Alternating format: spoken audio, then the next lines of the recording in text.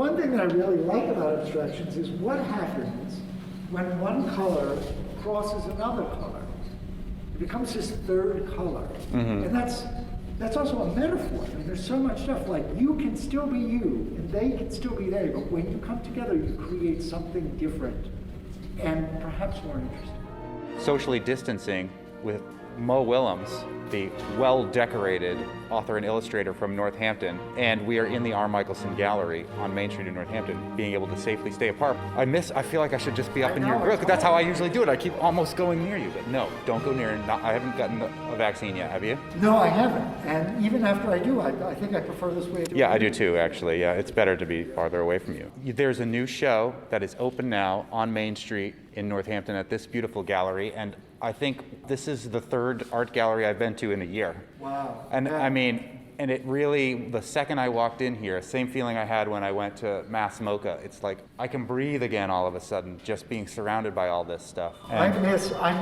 I miss going to the museum. Yeah. Being in the room with the piece is really important, because I think a piece of art's job is to change the room you're in and to change you, even if only for a little while. The screen does not do it justice. No. And I just heard a story, I just read the headline, I should have read the whole story. Somebody let a penguin loose in an art gallery, and the penguin did exactly what humans do, and was totally enthralled with the art and spent the whole time looking at the art. So that is amazing. Did the penguin buy anything? I don't think so. They're so cheap. Yeah, well, I mean, they're fancy. I know, they look fancy because they're wearing tuxedos, but they're cheap. It's all an act. They took a couple postcards and then they got it. Yeah. So what is the name of this show, Mo? This show is Bigger Thoughts. I think this is the 5th year that we've done a benefit. This year, we are benefiting an organization in Washington, D.C. For theater actors. Because when the pandemic hit, I had one of my plays about to go on national tour. I have a lot of friends who are D.C. actors, and their work vanished. And over the last year, I have been trying to figure things out via abstraction. Because there are some things that are eternal. They are shapes, colors, and there are some things you don't have control over, but you can arrange them in the best way possible. And so this is me trying to find beauty and trying to work through my emotions through taking universal things and putting them in a different order. So when you say taking universal things, are they actual things that you are abstracting, or are they just feelings and emotions that are emanating out onto a canvas? I think it depends. Sometimes, sometimes there's inspiration in nature, sometimes it's in technique, sometimes it's pure emotion. I mean, hopefully what I'm doing with these paintings is not unlike what I'm doing with books, is I'm providing 49% of the meaning, and you come in and you're looking at this big piece right now. This is either making you happy or sad or angry. It's making me happy. That's great.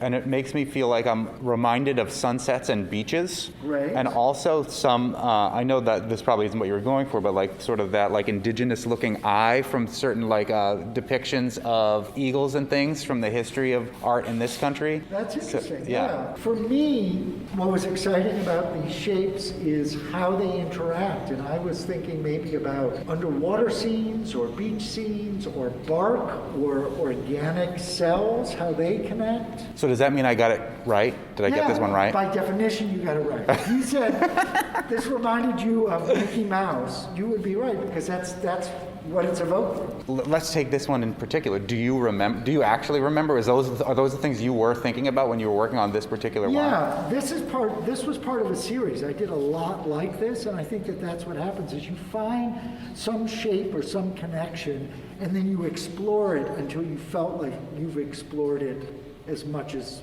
it can be explored. This is also a big piece. Yes. So this is about 5 feet tall or something like that? Yes, this is the size of the pieces that I was working on for the Beethoven project. I did 9 large-scale abstractions based on Beethoven symphonies. Mm-hmm. And in the interim, I've also done a series of large abstractions, actually the size of this piece, 40 by 40, for a book project called Opposites Abstract. And so there was a theme, light, dark, inclusion, exclusion, and I painted to that, combining opposing forces. So can you make opposites abstract? Do you have bigger thoughts? Coming up, some advice for the artist in you. from Mo Willems and his new exhibit at the R. Michelson Gallery in Northampton, Bigger Thoughts. Coming up.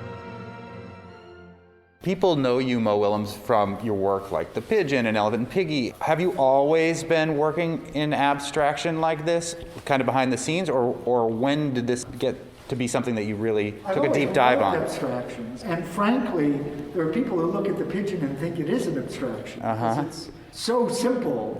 I read something about Beethoven that said Beethoven didn't get extra notes. He just put them in a new order. And I love taking basic shapes and trying to combine them and put things in a new order.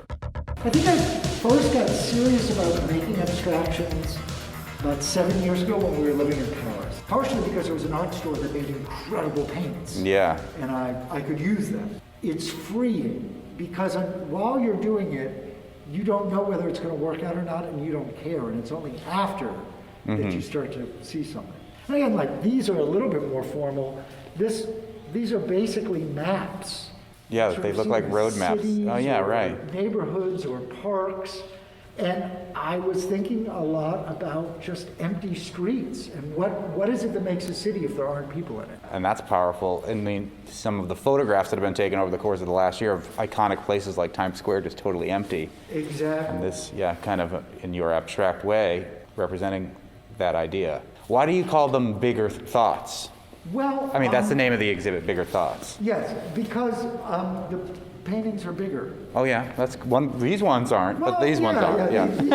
Some of them aren't. They're coming in series, so perhaps a little bit more intentional. I think in past years it's been, what I put on Twitter, or sort of quasi-social political commentary with little cartoons.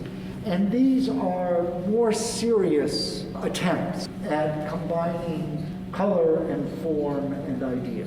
And a lot of them have really bright colors. I also like these ones a little bit more muted tones over here. Well, I will say that these were made this year, and things have calmed down a little bit. So they are...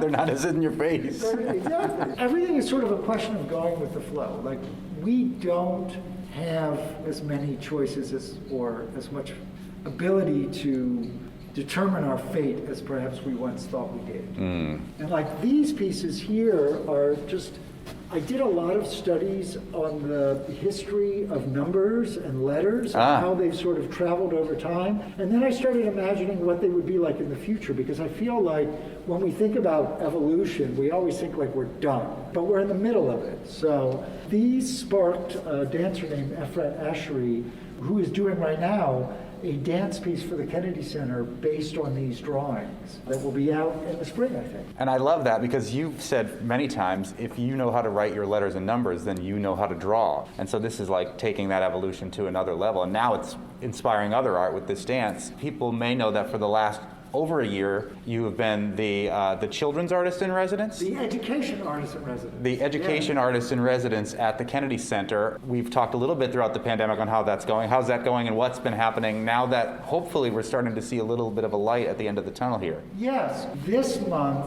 I'm going to be doing another lunch doodle, because it will be the anniversary of the lunch doodle. Oh, right. So I'm doing an episode 0. Man. Yeah. It's almost hard to believe it was a year ago. And And part of that is also for my audience, it's 25% of their life. Yeah, I mean, that's unbelievable. You've inspired me many times. So, like, I have a sketchbook in my bag now. So, like, I love to draw, but I don't ever do abstraction. I'm always sketching things that I see, for worse, in my opinion. So what do you think is a good first step to get somebody out of that mindset to just do something that's not realistic or attempt at realistic? Well, that's a great question. One thing I will say is the lunch doodle that's coming out on March 15th will be about making abstractions. Oh, cool. And there's some basic techniques to help. But ultimately, say to yourself, I'm going to make a composition with only circles and one triangle. Give yourself limitations. My hope is that my work is good enough that somebody would want to have it in their home and to look at it, but also that it would spark people to say, I could do that. Let me give that a try. Maybe you want to give it a try. Maybe you have bigger thoughts. Experience Mo Willems' Bigger Thoughts at the R. Michelson Gallery on Main Street in Northampton right now.